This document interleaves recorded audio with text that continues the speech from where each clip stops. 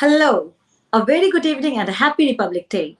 Today, uh, via ABWCI and TTC Think Through Consultancy, we have come together. We have huddled together to talk about Nari Shakti, and we have three very famous, acclaimed panelists with us.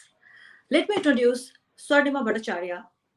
Swarnima Bhattacharya is the Chief Product Officer at Gayatri, a women's health companion. She has worked as a gender and public health practitioner with WHO, and for nearly a decade. She is an AstraZeneca Young Health Scholar and served on the Youth Advisory Board of Unilever's Self-Esteem Project. Sonima is part of Global Shapers, a World Economic Forum initiative. She has also founded Sophie Fellowship to promote women in STEM. Next, we have Dr. Akhil Shahani, Managing Director, the Shahani Group and Unlimited India.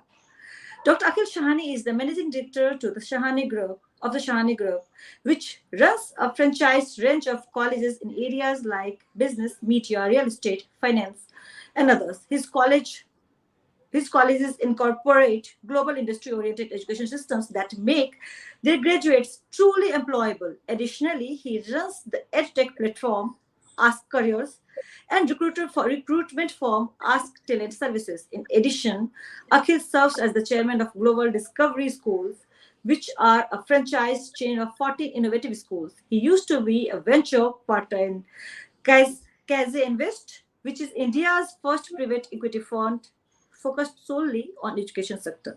Akhil's work in non-profit space is also extensive. He runs the Sage Foundation, which helps thousands of low-income youths gain white-collar jobs, and also Unlimited India, a prominent incubator for startup social entrepreneurship. Akhil sits on the board of 28 iconic colleges in Mumbai. Welcome, Akhil. Welcome, Swarnima. Next, we have Mr. Parul Soni, Global Managing Partner, Think Through Consulting. And let me tell you, this is today's event is Think Through Consultancy is a great partner in today's, which has organized today's event. Parul Soni is globally recognized leader in impact consulting, entrepreneurship, and international cooperation and human development. As the founder and global managing partner of Think Through Consulting, a global consulting firm which offices in 6 countries, Parul has a wealth of experience working with Fortune 500 companies across 55 countries. His expertise includes cross-sectoral partnerships, institutional networks, women entrepreneurships, edtech, digital health, and e-commerce businesses. Parul's passion for making a difference in the lives of women entrepreneurships led him to establish the world's largest virtual global chamber, the Association of Business Women in Commerce and Industry. This community of prominent women entrepreneurs, organizations, educational institutions, and companies investing in women is a testament to his bold vision and dedication to empowering women in business. So, welcome, Parul. It's Republic Day.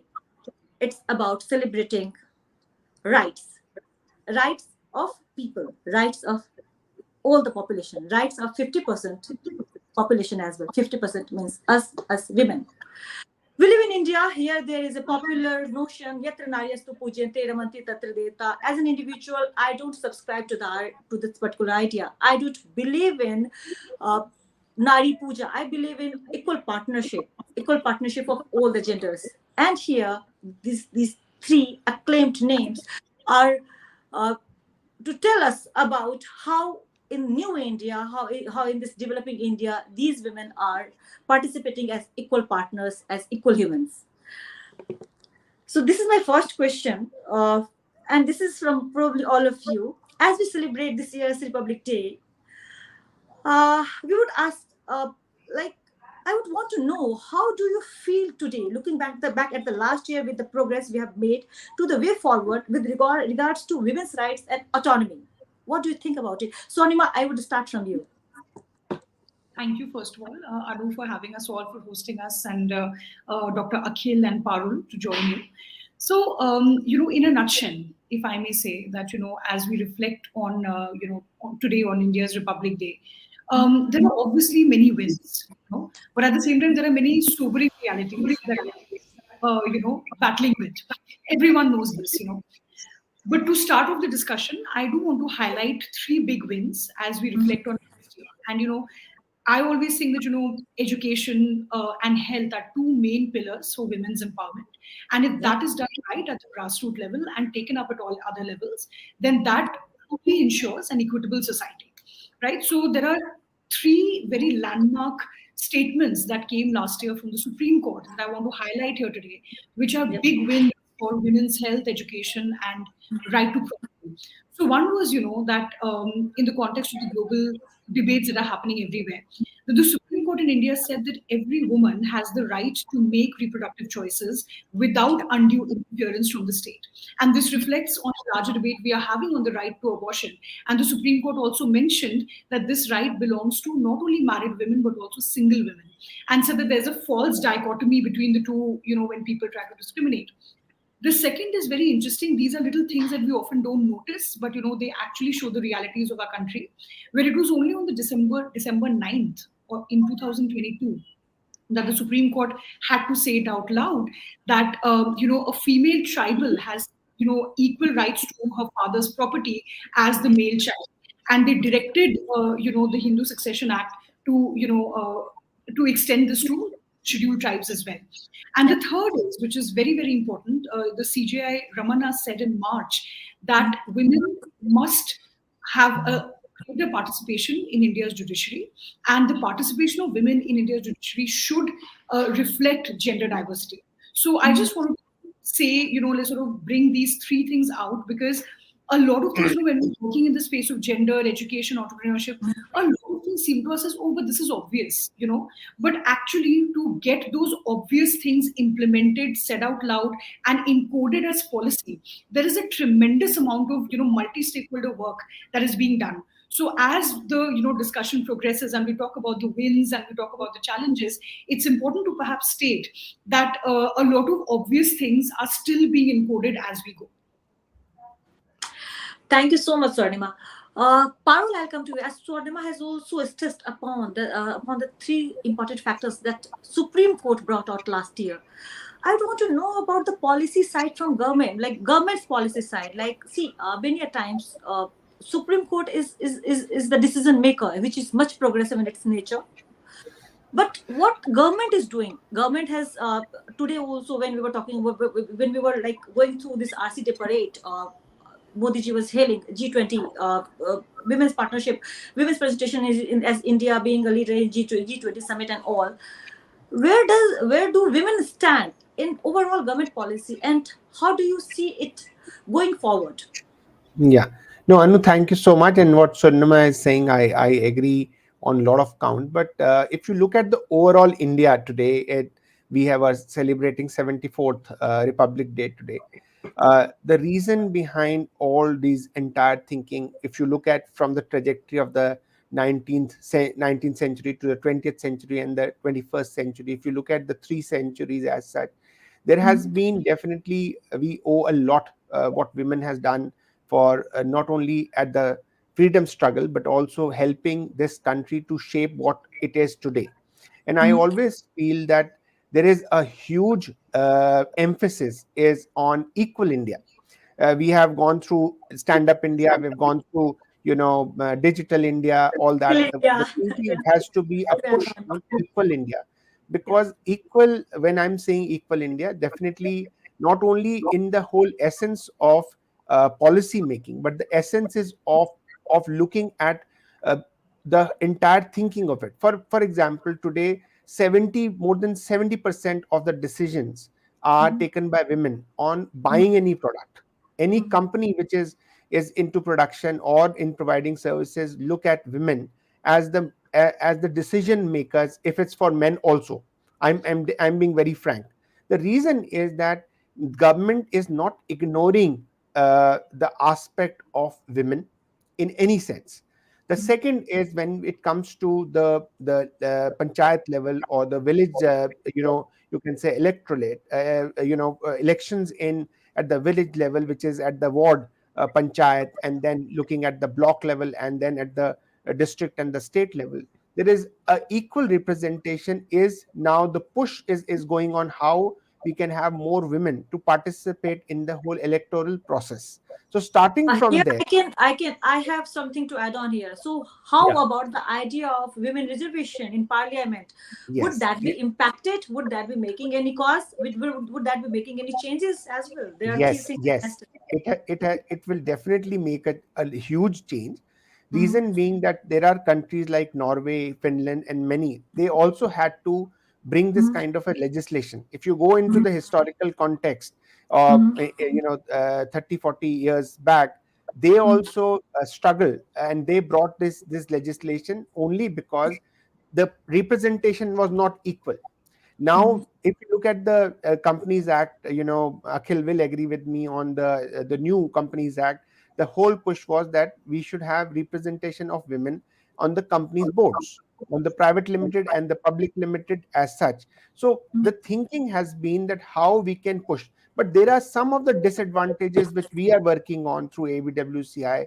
There's a Mm-hmm. push on the whole access to finance, the meaning that the money which is intended for women, which is, I'm now talking about the policy intention, is that the money should flow to for women or enterprises, but it is not flowing to the category which we have thought about.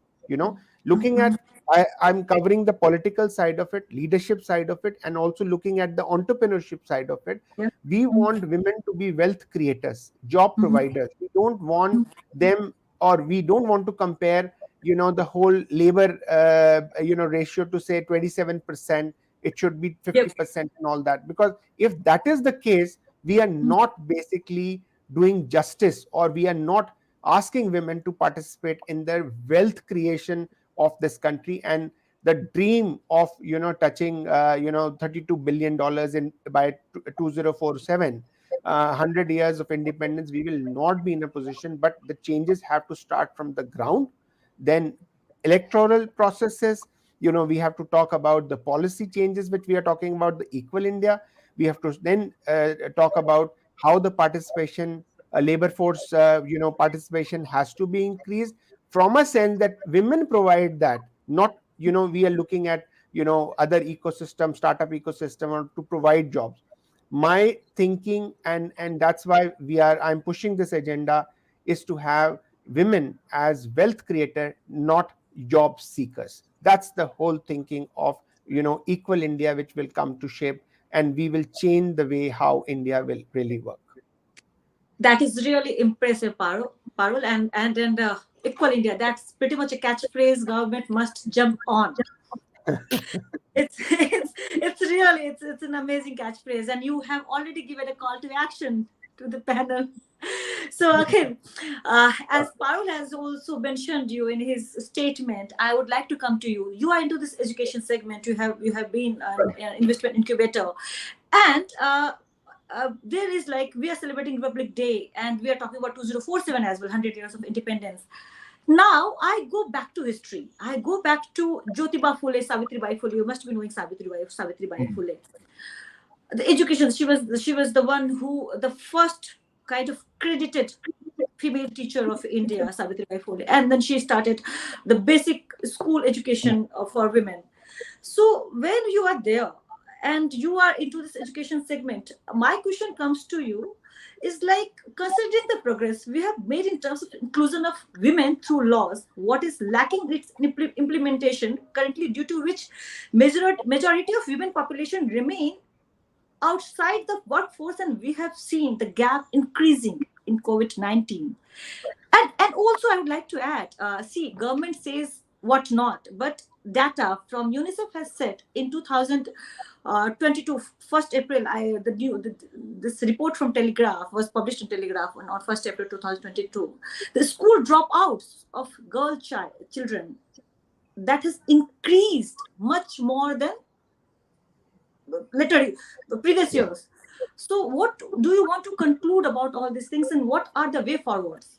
The same question comes to you. Sure. Okay. So I know that Swarnima and Parul have been very, very optimistic, but I think at some point I have to throw a bit of cold water and Please go so ahead. of course, it's a very proactive debate. All right. So I'm actually remembering. Forget about India right now. Let's talk about the global what's happening in the world. You may be familiar with the New Zealand Prime Minister Jacinda Ardern. Yeah. She was the youngest prime minister in New Zealand, and Yes, she yes, yes. resigned before time because she said that, look, I just can't take the pressure, and I want to spend more time with the family. Now, and of course, understand one thing. The thing is that New Zealand would be arguably one of the most liberal countries. The Mhm. laws are very perfect for equality. Also, Jacinda Ardern was one of the most liberal prime ministers, right? I mean, she came from a very liberal party. Mhm. But in spite of that, the Mhm. expectation for her as a working woman was that she has to Mhm. look after the kid. She was married. She had a husband who was actually a Yes, TV yes. presenter. You However, are nobody getting said, why the heck can't the husband look after the kid? Why do you expect her to look after the kid and also run the country, right? And of course, the BBC, one of the most liberal newspapers, came out and said, can working women have it all, right? So, of course, that was taken you are down after a giving me lot of. body points for Swadima. Yeah, exactly. So Yeah. the funny thing is that so even though there is government law and policy happening, and I'm glad it's actually moving in the right direction in this country, the problem is that even if you look at countries where the policy is perfect, the attitudes of people have to change, right? So let's take it further, right? And I'm going to actually going to address the question. So we run an incubator, right?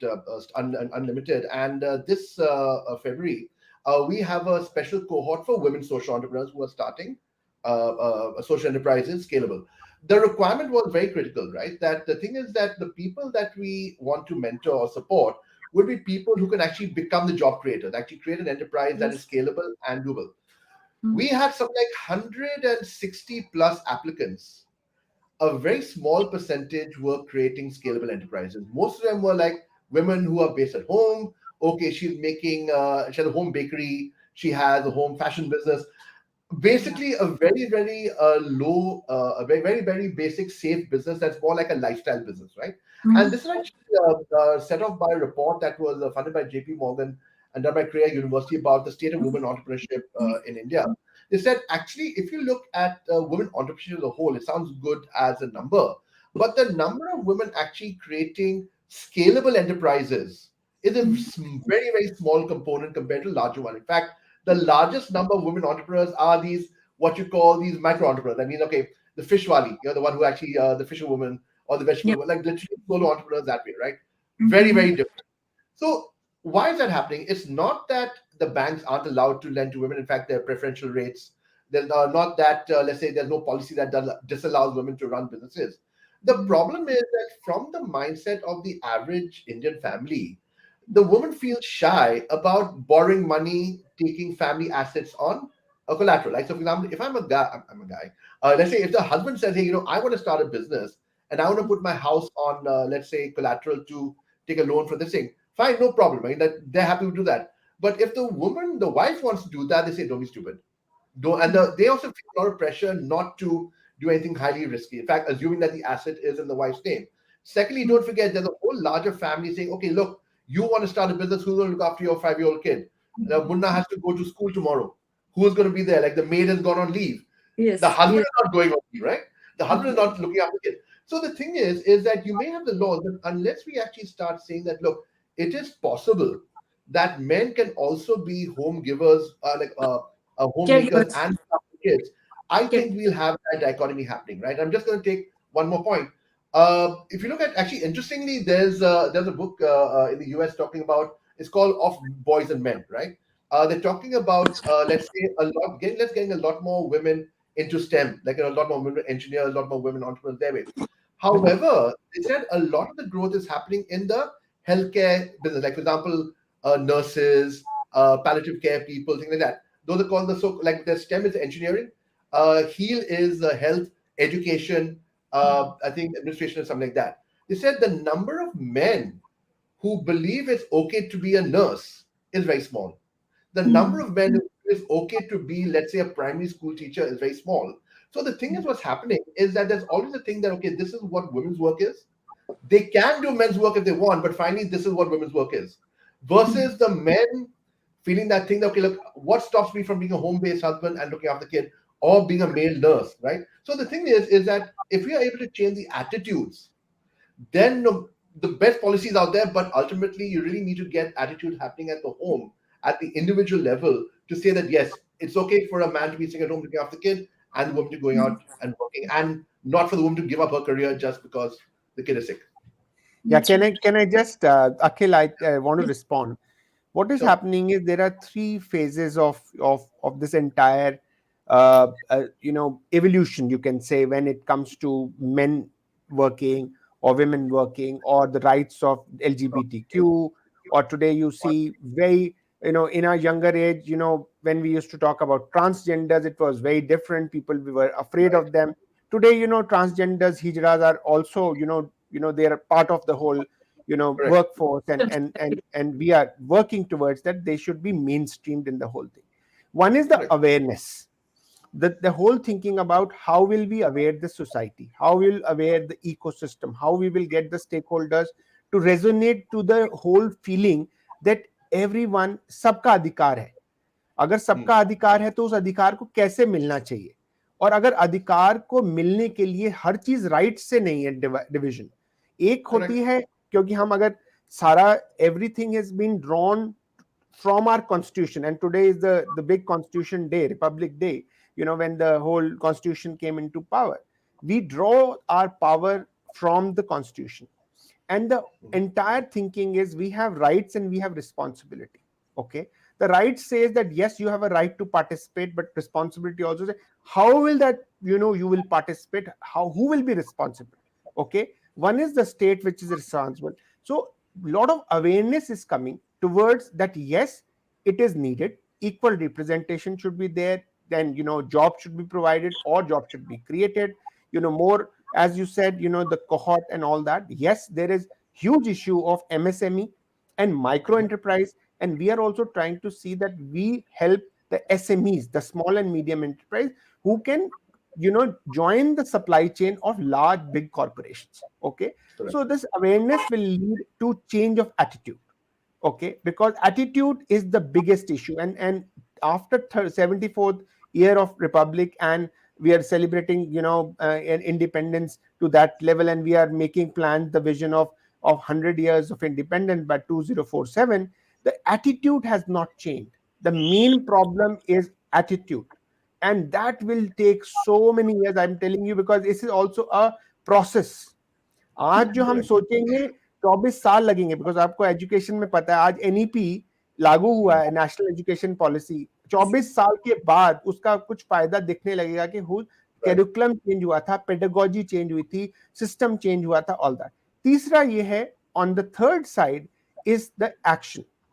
We are not in action mode, and this is what our president in ABWCI president in Singapore pushed these three words, 3 A's, to say that we are still in the awareness. And India, if you look at the trajectory, we are still talking and talking and talking, doing not much in this entire society.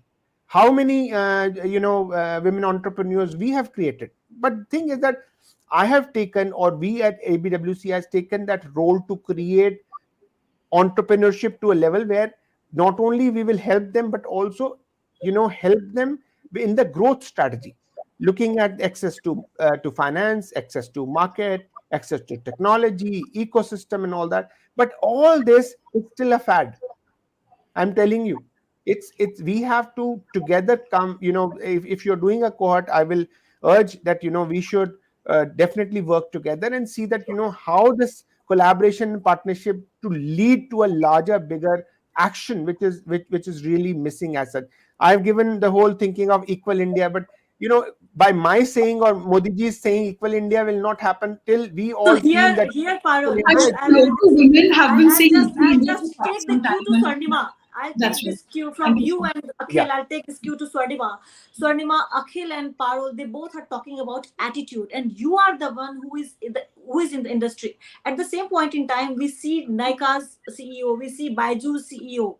They are women. We hear the story of Lijat Papar. We hear the story of Parle Ji. There are women entrepreneurs. They have been working and actually shining like anything. You are also a fish in this large ocean. It's I consider I find this world to be a large ocean where there are blue whales, there are sharks, where there are like n number of species. Women are one. Women are diving there, trying to have their right, trying to survive. And then there is a monster called male gaze, monster called male attitude. What do you think, Swarnima? How do you deal with it? How do you deal with the male gaze? How do you deal with the with those frenemies who are male? Actually, frenemies is not about gender, but essentially in a patriarchal system, there is an attitude towards women, working women, whether she is married, unmarried, whether she is with a partner or single. There is a particular attitude which hampers her personal life, professional life, both. How do you see it? How do you cope with it? How do you find women entrepreneurs of your age, of your gamut, dealing with it? So lots of points to break down and add some nuance to. So let me do that one by one. So Yeah. what Dr. Akhil said is actually an incredibly pertinent point. In terms of what are some sobering realities that we are still fighting for, right? And fighting against rather. Now the thing is, that what is policy and what is action and what are the cultural impetuses that are driving or pulling these things back are very different things. Now, just to give some numbers, basically women make up only 13.76% of all entrepreneurs in India, right? And only 20% of India's MSMEs are actually owned by women. During COVID, the numbers became even more dismal. I think you quoted one report. There was one that said, that India's female labor force participation has come down to 19%, right? Yeah, Which is 19%, which is one of the poorest in the world. 27 to 19. It was 8% dip. Yeah. Yeah. That's right. That's right. Even if we said 26%, that was also a dismal performance as compared to the global average of 49%. Right? Now, 73% of the job losses that happened according to data in April 2021 has been of the women. 73% of the job losses that happened, that was of the women, right? So now the thing is that why did this happen? Why were women one of the most immediately affected people after the COVID lockdown? Why was women's re-ingratiation into the workforce even more slower than men? And that is exactly what Dr. Akhil said. Now the thing is that when we talk about attitudes and things, there are several layers here. He said something about how a lot of women who are applying to Unlimited, they are opening bakeries and home-based businesses. That is precisely right. My question is, where are the middle-class Indian women, and who is nurturing their ambitions? Who is mentoring them? Right now, we talk about entrepreneurship and founders of Nika and different. We are talking about different kinds of social classes here. Having access to finance really differs from social class to social class, and also your Yeah, geography. strata matters. For example, my hometown is Lucknow. My hometown is Lucknow. I'm currently living in Delhi. My entrepreneurial journey would have been very different had I just been domiciled in Lucknow as of now. And I'm being very honest, despite having all the warehouse, like all the, like know-how and everything, had I been living in Lucknow versus in Delhi, this is a reality. And then when Lucknow is the capital of the largest, state in the country, right? Exactly. And still there is such a remarkable I hear difference. you, and I can feel you, because I come from a place called Bihar, and that is a small town. So Right. I could feel that if I had been in Bihar, that small town, the journey would have been pretty different. I That's feel. right. Now, the why is it different? The question is, why is it different? The difference is simply this, that access to finance, network, spaces, mobility, all these things are there. How many women are actually able to, like Dr. Akhil Shani said, how can they, do we have the time and the money and the chances to fail? If we are saying that, that I'm going to take 10 lakh rupees from, my, whoever has it, in my, this thing, I better make it a success. I do not have the luxury as compared to, say, my husband or my brother that, okay, they tried something, failed, ab naukri kar lega. For me, it will be like, okay, you tried, you lived your dreams, it didn't work, ab ghar sambhalo, things like that, So so when it comes to somebody like Jacinda Ardern, or it comes to anybody, there are, gendered attitudes both at home and at work. I wouldn't call it the male gaze only. The male gaze is one form of it. I would say that something a little bit, there is also female gaze, which is also that, I would say it's just gendered attitudes. For example, I serve on the board That is what I wanted to say. several, startups. And I was earlier under the impression that, if there are companies that are led by women, then, there'll be more sensitization towards, sexual harassment at the workplace. But many a time, women VCs and company, owners, they are afraid, oh, am I sounding like too much of an activist? There is a fear even among women in power that are they seeming like they are more partial to women? that is how deep this gender attitude runs. There are a lot of women VCs who've said, and this is not just India, this is globally, who have said that, if we fund too many women, we'll be seen as too much, too activisty. We are here to, it's not about men and women, it's about merit. There are a lot of, these misplaced notions that are, like the idea of merit as if it is not gendered. There are a lot of these misplaced notions that are going around, and they have been falsely misapprehended into progress, that we are gender neutral, we are merit oriented, but merit is gendered. Merit is not just something innate, it is also defined by the resources that you are surrounded Exactly. with, and the Exactly. access to those resources is very gendered, right? So the opportunity to build on your merit, the opportunity to upskill, these are all defined by gender as well, and gender attributes both by men, women, inside home, outside home, etc. Right now, I keep asking that even in the call to action, and this is of course reflecting a little bit on my journey, is that when Dr. Shahani said that a lot of the women are creating home-based businesses, there are many reasons why that's happening. Number one, there's a very high number of women who are leaving the workforce. They have to, the caregiving responsibility, whether of the child or the elders at home, falls on the women, and they still want to do, something from home. So you look at all these companies like FlexiBees, Her Second Innings, this and that. There are so many companies that are about, which allow you to do part-time work while taking care of your family. So you're still being a job seeker, you're not being a wealth creator, you do not have access to that wealth. And these are highly qualified women who are finding it very hard to find a foothold in the workforce. So a lot of these women, they start these home-based businesses because they have the smarts, they have the skills, they have access to social media. But these are not scalable opportunities. Most of them are barely, like breaking even most of the time. Yeah. That's the reality, unfortunately. For example, I just told you that, among the MSMEs, 20% are owned by women. They are giving jobs to 27 million people.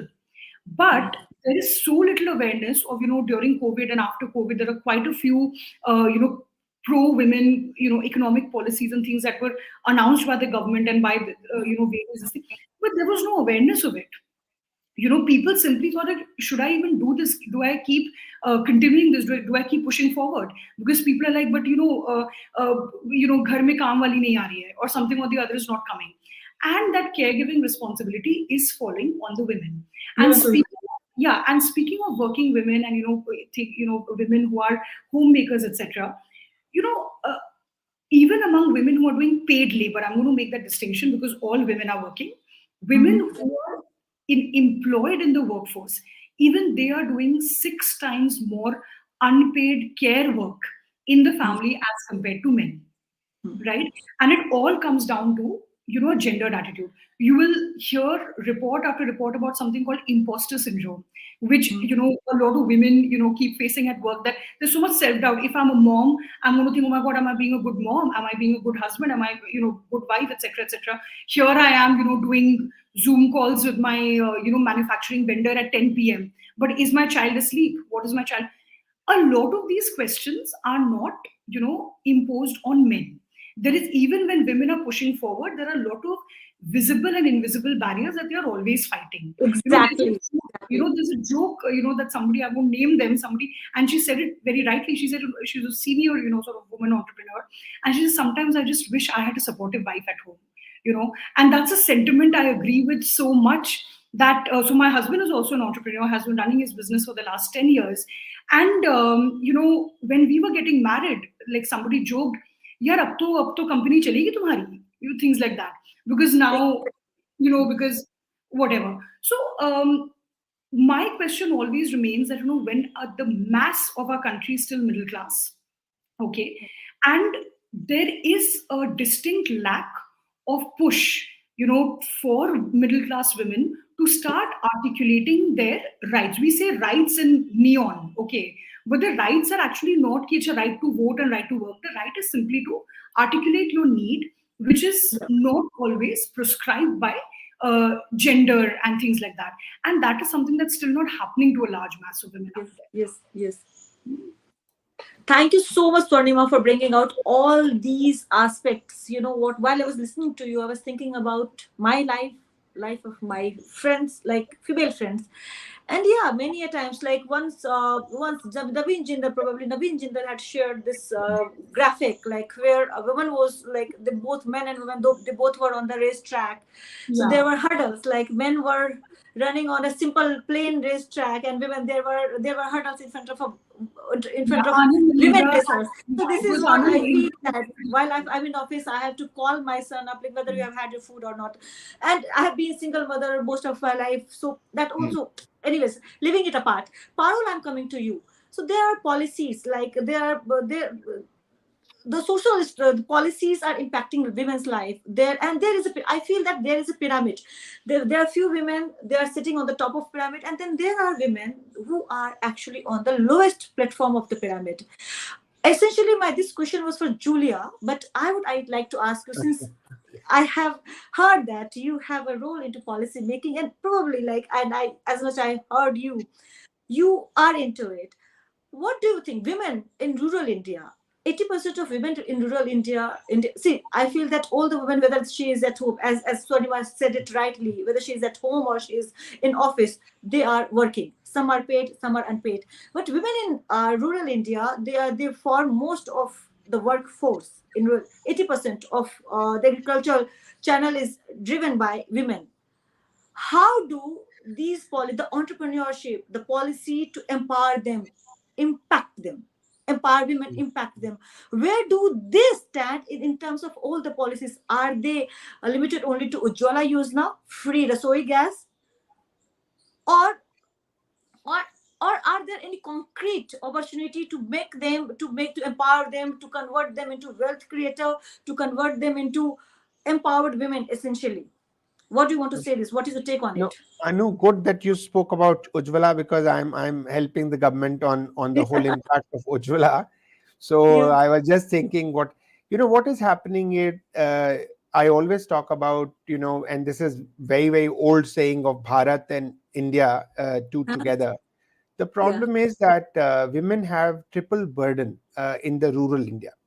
One is the Mhm. triple burden, when I say, is that one, to collect wood, or now, there is definitely very few, I can say, number wise, Ujjwala, which is basically helping the cylinder so that the energy needs are being given.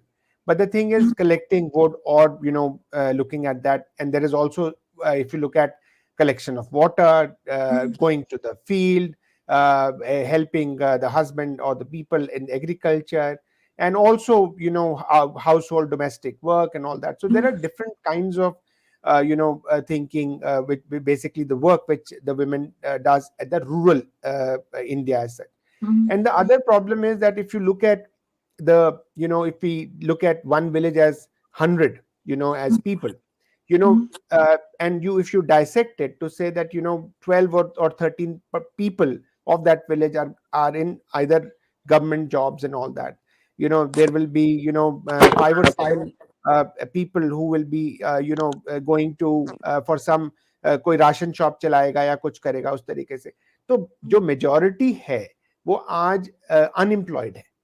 Unemployed क्यों है? किसी ने ये नहीं सोचा कि भाई उनके लिए क्या कर सकते हैं, या वो क्या हम what kind of facilities we can provide. For example, Surinam was talking about this entire social protection, means that how these schemes which are, because we have various, there are 330 schemes which are available by government of India and also state government, which can be really helpful for women at the grassroots level. अगर किसी को कोई उद्योग खोलना है या फिर कोई काम करना है या क्या, whatever is available in terms of from the rights perspective as such. So Mhm. one is the burden which they have.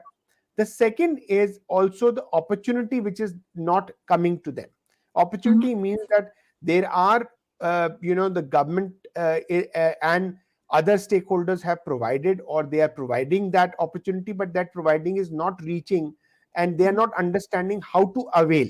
So this is also a dilemma, from that perspective. And the third perspective is that collective action. Hamara, if you look at SHG, why it was successful, self-help group, because they were Mhm. all working together. You spoke about Lijjat Papad and others as such. Mhm. The thinking is, if collectively they are running, for example, in Yeah. Madhya Pradesh, you know, I can tell you 25% of the FPS shops, fair price shops, which are ration shops, Mhm. are run by women cooperative. Yep. Okay, so they are successful, they're doing very well, and they are also earning, and they are earning for their SHGs and the cooperative. And 25% are with the cooperative, which are the cooperatives with the village cooperatives as such. From Mhm. that perspective, the thing is, whatever we are, or women are investing in their time, they are Mhm. successful. The problem is that we have to, I'm saying we have to give them or help them or create that awareness that they have the opportunity to do. And that's what is missing. If they know they can do it, or there is some kind of, motivation for So them to they do do, that, they cannot. and that's what it is. Sorry, Parul. I would try to, like, ask another question, because Yeah. I am wondering. They would try the awareness. Who is the main propagator? Who should be the main propagator of awareness? Who should be creating the awareness? What is देखो, ये local अगर bodies घर and में, administrative वही मैं कह रहा हूँ, administrative नहीं, bodies role in it? अनु, ऐसा है, सबसे पहले तो घर में अवेयरनेस की जरूरत है। जो जी. जो अगर पति है, फादर है, बेटा, I am just saying all, अगर मेल है या फीमेल्स भी हैं, माँ हो सकती है सबसे पहले, कि उनको प्रोत्साहन दे कि हाँ तुम्हें क्या कर सकते। हर सबको टीचर, डॉक्टर, इंजीनियर, सरपंच तो नहीं बना सकते गांव में, ठीक है ना। तो वहां पर प्रोत्साहन जो होगा, वो प्रोत्साहन आएगा आपके फैमिली मेंबर से, जब आप कैचिंग देम यंग, जब स्कूल लेवल पे होगे। अब स्कूल लेवल पे आप उनको बोलोगे कि कोई एवेन्यूज नहीं है, या आपको सिर्फ टीचर और ये, तो आपको एक तो वहां पे एवेन्यूज की दिक्कत है। एवेन्यूज है, पर वहां तक उनको समझ नहीं आ रही, ठीक है। वहीं पर एक बॉटलनेक बहुत बड़ा है, and that is the bottleneck which we have to break. That's the, I can say, the barrier which we create. Agar if you if we talk about a village school, वहां पे क्या बताया जाता है? या तो आप फौज में चले जाओ, पुलिस में चले जाओ, टीचर बन जाओ, इंजीनियर बन जाओ, आप डॉक्टर बन जाओ। आप कोई एंटरप्रेन्योरशिप पे तो कोई बात नहीं करता। एंटरप्रेन्योरशिप आज भी, और जो स्वर्णिम बोल रही थी, अगर मैं भी बोलूं कि भाई आज अगर कोई उद्योग, छोटा सा उद्योग चलाता है, उसको तो शादी करने में भी दिक्कत आएगी, चाहे वो आदमी हो चाहे औरत हो। I am being very frank, because हर आदमी सोचता है कि अगर ये एंटरप्रेन्योर है तो कब एंटरप्रेन्योरशिप और कब इसका एंटरप्राइज बंद हो जाए, किसी को नहीं पता, सो हमारे को प्रॉब्लम ये है, हमारी सोसाइटी में वहां पे काम करने की जरूरत है, जहां पर लोगों को ये, कि ये भी एक, एक, I am just saying, when I left my job, I was a partner with Ernst and young, lot of people in my circle, everyone discouraged. हर आदमी ने मेरे को एक नई सलाह दी, ऑफिस मत लेना, ये खर्च मत करना, ये मत करना। अब प्रॉब्लम इसलिए है कि वो मेरे को वो तो 100% सोच के बैठे थे कि मैं फेल हो जाऊंगा। मैं तो I am not, I basically, if you look at from the point of view male and female, but my thinking is at this position is that I had the experience, I had everything, but everybody felt that the failure is 100%, and we are successful. So the thinking is, so we have to catch, students or children at a very young age, and help them understand, and उनका ideation करना है, उनका mind mapping करनी है कि आप इतने avenues हैं, क्या है आजकल, क्या है। I'll give you now example of what's happening in the cities also. When now there is the whole divide on digital divide, which is the entire technology divide.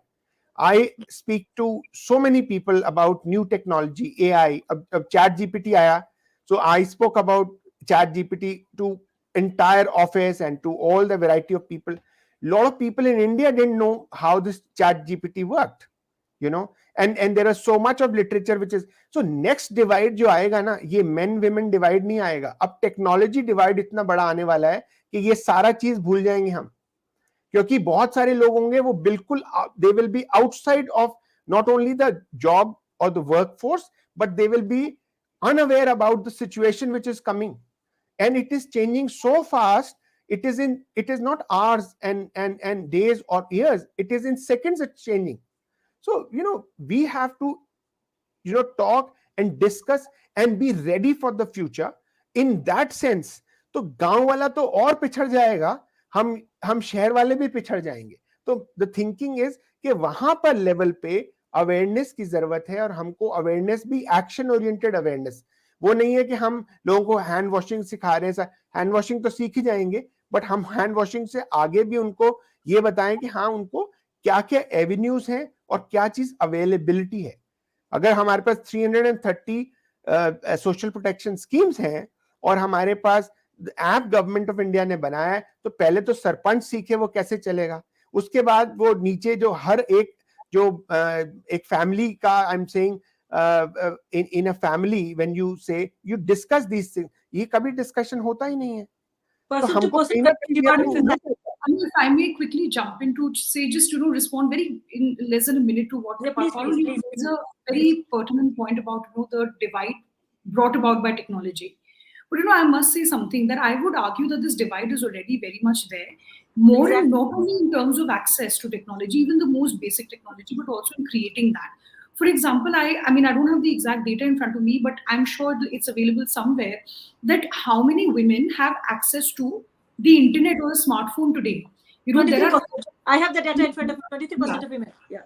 There you go. So now what happens is that many a time what happens is if you go to the rural place, or actually let's not even go as far, you always think that the problem is in the villages.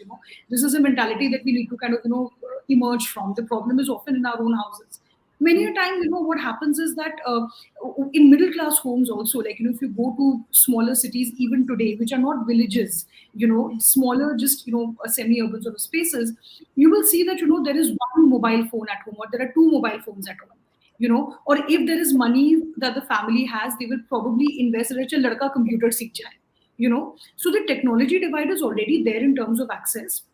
Number two, in terms of creating technology and decision making about technology, that is also a gap that has existed for a very long time and unfortunately still exists.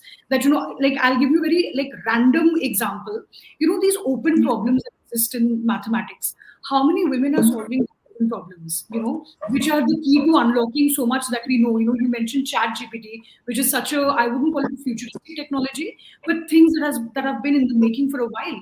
But how many women have really been involved in the brass tacks of it, at every level, at the entry level of jobs, in the decision making roles, and that yes, there will be a technology divide of the people who are technically able and and those who are technically not very able, but there will be a gender gap and there will be a social gap. For example, somebody said to me, doctor, engineer, I totally agree with you. Swarnima and Parul, we are running short on time, and I'll be taking it to Akhil. Now, I'm sorry for cutting you short, Swarnima.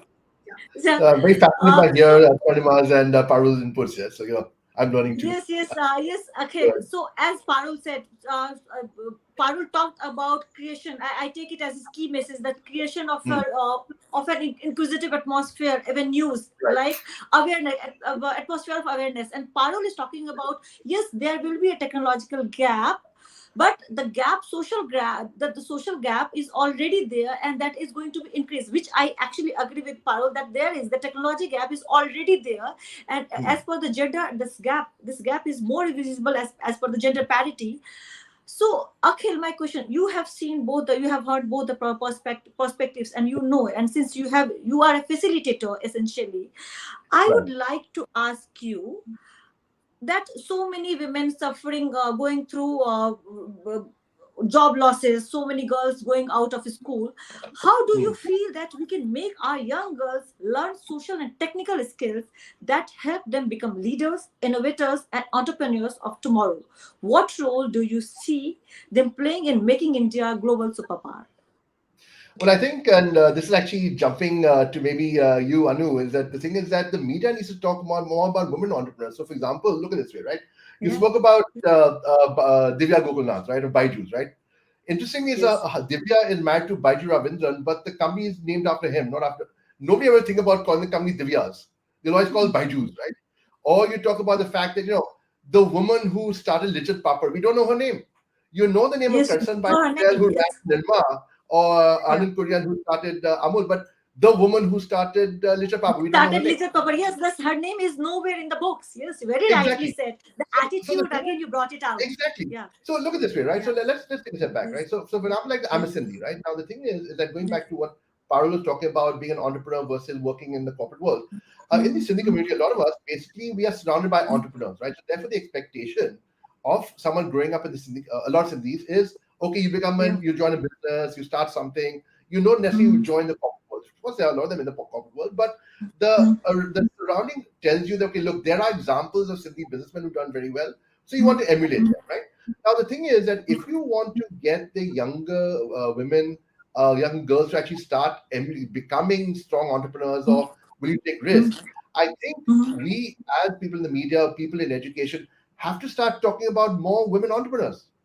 Let's get their names out there. I mean, honestly, if I would think of one who actually really made it well, would be Kiran Majumdar Shaw, Biocon. Brilliant. I mean, self-made. But for one Kiran Majumdar, there are probably like 20 or 30 other entrepreneurs whose names we keep on talking about, but Exactly. So I think the more credit we give high achieving women, and the more we publicize it and have the narrative that says, okay, look, this is what you can do. So, for example, Kiran Majumdar Shaw started Biocon with a small amount of money, and she took risks, and she's created thousands of jobs. But how many people talk about it, right? So the thing is that let's start looking. I think, again, it doesn't go back to what should society do. The point is, all of us here, I think Swarnima, Parul, you, Anu, and myself, what are we personally doing to get more women's names out there in the channels that we have or the channels we control? Let's start with ourselves, basically, right? Yes. So Yes. very It good starts point. I from just want to, individuality. yes, and Akhil, that's what is happening with our freedom fighters, which were not known. Now people are knowing them about, because that, all that, and that's a good point, and it's a very, I can say, a point which nobody's thinking about, and only people can talk about Nykaa. And I just wanted to put that Nykaa is a public listed company now. It's not owned by her. It was basically started by her and all that. And also the whole point which Akhil you are saying is that But sometimes Parul, the we cannot ownership. discredit. Parul, No, sorry, I'm I'm not. I'm just not bringing on. We discrediting. cannot But discredit her. no, we are not. I'm just saying what is happening is that we have to also help women to see that they do not lose the equity which they have. I'm talking about something else. I'm saying that sometimes entrepreneurs, if you look at all these leading entrepreneurs, they will own 2 or 3%, and they were the co-founders or the owners, or they started the whole thing. If you now compare it with the Facebook owner, I'm just saying he owns only 1% of Facebook, but he has a controlling stake. So the thinking is that somewhere we have to help women also, on this tax, regulatory, and all these kind of things which are also necessary to see that, if you get whatever funding, but don't lose, your stake as such. So these are things which we have to talk and we have to work on. But Akhil, fantastic point. And but also I'm interested to see that, how we should create more cooperation and partnership among us, and see that, how we work on this. So that's the point I want to put. Parul, since you have already given me a question for you, in fact, actually, and that will be, I would request a very short answer for that, because we have just 6 minutes 30 seconds 20 seconds left with us, and last question is still with me. Just for a very small answer, like, how do you see as a policy influencer, you can change life of women, you can enable them as like leaders of tomorrow? We have to push on awareness, as Akhil also saying, and Zornima is saying, push the whole bar. That's the push: awareness, attitude, action. And that's what the whole. And what role does administration play here? This is the question. The thing is, if we can create that kind of a big buzz, and if we are together, anything can change. We have seen the mountains, shifting from that side. The thing is, women have to be aware about their rights, and their thinking that they can start, and they should not say that, I'm saying, don't justify. I have a daughter. Whenever she says something, I said, don't justify, do it. Which means that, there's no justification needed.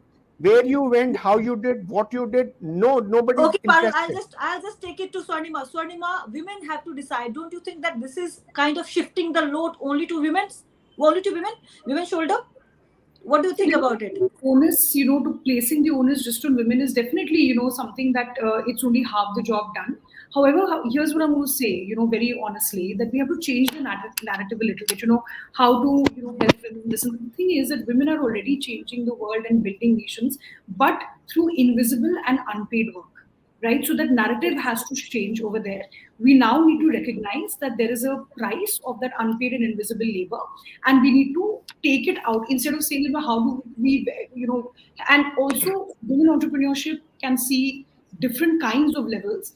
I read an article somewhere where somebody said that, that I'm starting a home bakery. And I also changed my attitude a little bit because I read the sentence which said that, how women are reinventing and subverting the space of the kitchen. Earlier the kitchen was just a space where, women's dreams would probably go and die, like with the chores and the, Yeah. the dirty dishes. And now that space is being reinvented. So how do we change the narrative around that? This is coming back to this drawing room. Closer to drawing room means women more inclusion of more women power into household chores, like I would say, or inclusion of everybody in the household. I would say that.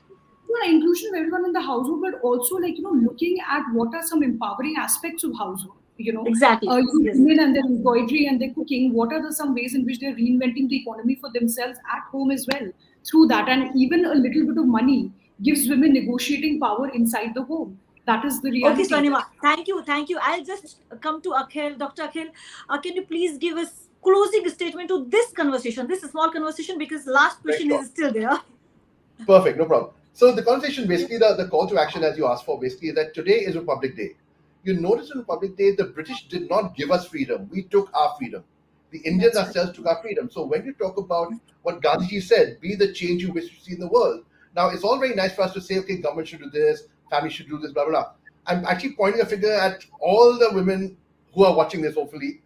What are you doing yourself? What are you doing to help your daughter, your sister stand up for their own rights? The thing is that the day you have a situation where you want to start your own business, and and maybe your mother-in-law says, no, we should not be borrowing money. You say, look, it's my right to borrow money. You better support me as a woman entrepreneur. If my child is sick, call up my husband and tell him, okay, come back from the office and look after him. I've got a business to do. You guys have to demand, you have to take it yourself. You can't depend on other people to give it to you. Like the British didn't give us freedom, Take it we took it. yourselves. You can take your own freedom. Yes. Thank you That's so my much, call. Dr. Akhil. I'll come to you, Parul. Your statements have been full of, call to actions. Equal India has been the catchphrase. Now I would request you to just sum it up in a line or two, very quickly, actually. The CTA Action part. is demand your right, and that's what I really feel is that leave the whole awareness and then action, and the entire thing. Action is really needed. We have to all come together and be there, and that's the call of action from my side, because there is too much talk, and we have to stop talking and create that. Each one, I or you and us, and I'm not now talking about only men. If we invest in one enterprise, I'm saying 5 lakhs, 10 lakhs, whatever, I want to make that happen. The thing is, whatever money you have, try to invest with someone who has good idea Thank and you, join Parul. them. That's the action. Thank you. Swarnima, very small, very short, if you can actually go ahead with. So whether you're a homemaker or you're a home entrepreneur or you're an entrepreneur building a unicorn, there are only three things that will work. Number one, look for allies, whether at home or at the workplace. Number two, negotiate better and do not get the short end of the stick. I understand relationships, home, family, equity, it's all about good negotiation and be unafraid about that negotiation. Number three, most important thing, keep upskilling. There is no stage in life where you cannot get better at negotiating by upskilling yourself at every stage. And that is what's going to keep everyone in good stead. That's about it. Thank you so much, Swarnima. Thank you so much, Parul. And thank you so much, Dr. Akhil. So be the change that you want to be, demand your rights, and don't be unapologetic. Don't be apologetic. So this is your right. Take your rights and celebrate the Republic Day. Claim your rights. Women out there, girls out there, this is how you are going to be the equal participant of this democracy, of this republic. Thank you so much, everybody, for having. Thank you so much, Dave, Delhi Hunt, AW. I'm just missing the AWCPI for having us here. Thank you so much. Yeah, thank you so much, TTC. Thank you so much, Parul, for being here, Dr. Akhil and Sonima. It was really very empowering, very enlightening. Thank you so much, everybody. It was a wonderful conversation. Thank you. Thank you. Bye. Thank you so much, Ashish. Thank you so much, MASH Foundation.